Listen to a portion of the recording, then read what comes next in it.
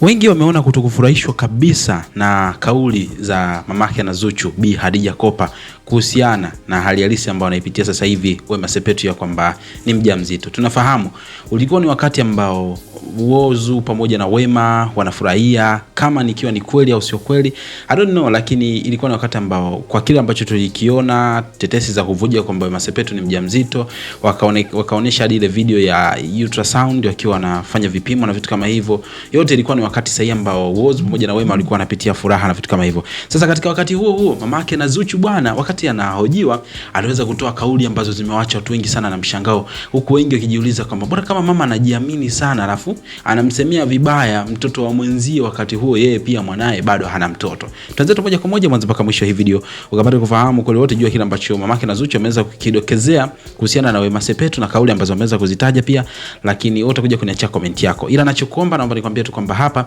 ni mahali sahihi ambapo tutakuwa tunapata updates zote kuhusiana na kile ambacho kinaendelea. Kwa cha kufanya mapema zaidi, bonyeza neno subscribe hapo chini ya hii video ili usiweze kupitwa na video yote ile pale kuhusiana na master wako ambao unawakubali, lakini pia like video kisha kwenye sehemu ya maoni hapo chini utakuja kuniachia comment yako, tukomentisha sana. Mimi naitwa Gabby Official, tuanze moja kwa moja. Sasa kama ambavyo tunafahamu ni kwamba moja ya story ambayo sasa hivi inashika sana kwenye vichwa vya habari vya mitandao ya kijamii ni story ya ujauzito wa Wema Sepetu. Mengi yanazungumzwa, kuna wanaoamini na wasioamini. Mamake na Zuchu ni mmoja wetu ambao waliulizwa pia swali kuhusiana na kwamba ana comment ipi ama ana maoni gani kuhusiana na Wema Sepetu kipindi hiki cha furaha ambacho anakipitia baada ya kusemekana kwamba ana ujauzito. Lakini majibu ya mamake na Zuchu ndio ameweza kuacha watu wengi sana mdomo wazi na kujiuliza, huyu mama vipi? Mbona kama vile ana kisirani? Mbona kama vile ana hasira? Mbona kama vile anaonekana ni kitu fulani, anaonyesha kama vile ni kitu fulani hivi ambaye hakutaka kabisa iweze kutokea kama hivi. Majibu ya mamake na Zuchu wakati anahojiwa, yeye alisema kwamba kwanza moja kitu ambacho hataki kuamini ni huu ujauzito ambao wanasema Wema yuko nao.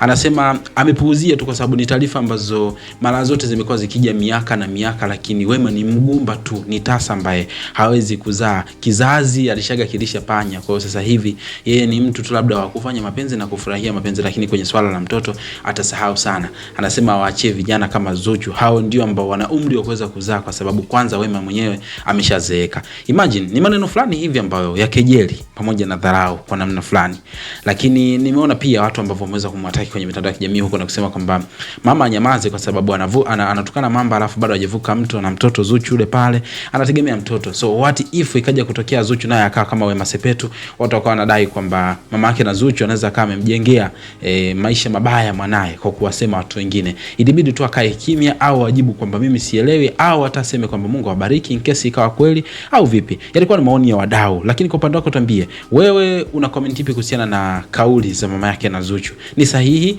au amezingua kwa namna fulani hivi? Comment yako ikihusika hapo chini utakometisha sana, na usisahau tu kusubscribe hapo chini kwa ajili ya kuhakikisha kwamba haukosi video zinazofuata.